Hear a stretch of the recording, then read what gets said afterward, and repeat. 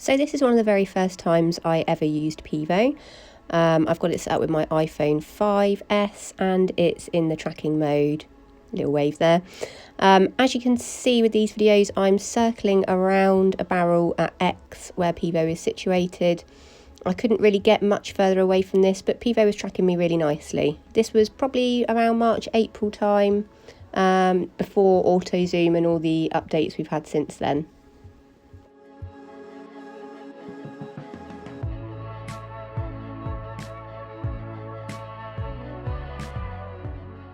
It did lose me on occasion, and as you can see here, what I would do is ride in front of the camera and it would pick me back up again, as you can see it doing here. And then when I move away, it carried on tracking me, so that's just what we did if we had a problem with the tracking stopping.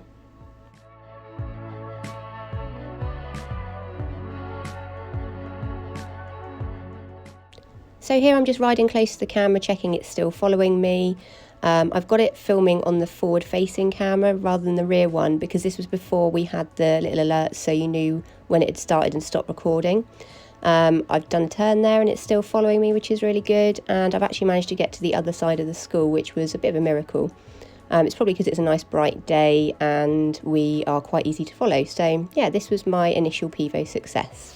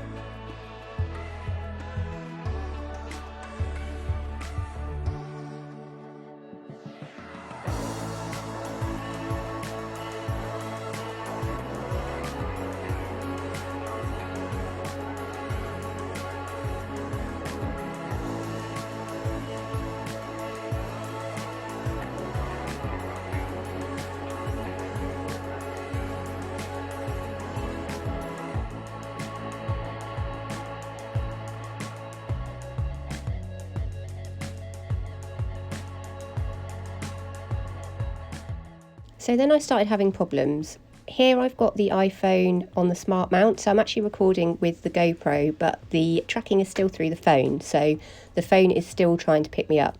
As you can see, I stood in front of it with the ponies and it completely missed me. So I've ridden in front of it here again to see if it will pick me up. No luck, it's not picking me up at all. We've just walked straight past and there's nothing. So I went and turned round at the bottom. I came back up the field and I thought it will probably pick me up at some point as I walk back up here, but it didn't. It just didn't seem to want to track me anymore. I couldn't get anything out of it really this day. I was very disappointed, but obviously I knew I had an older phone. These sort of things might happen, so we just try again on another day. So this is what started happening after the auto zoom updates came in.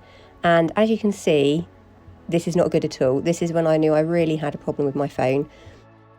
These are just a couple of little samples, but it's basically spinning around, it's rocking from side to side, it kept losing us, there was just a whole host of things. It's trying to zoom, but it can't because the technology on my phone is not good enough to allow it to auto zoom like it was trying to. So this is at the point where I really started thinking, I definitely need a new phone if I'm going to get Pivo to work. So as you can see, it's the same phone I was using previously, but now the updates have exceeded the capabilities of the phone. It's just not working.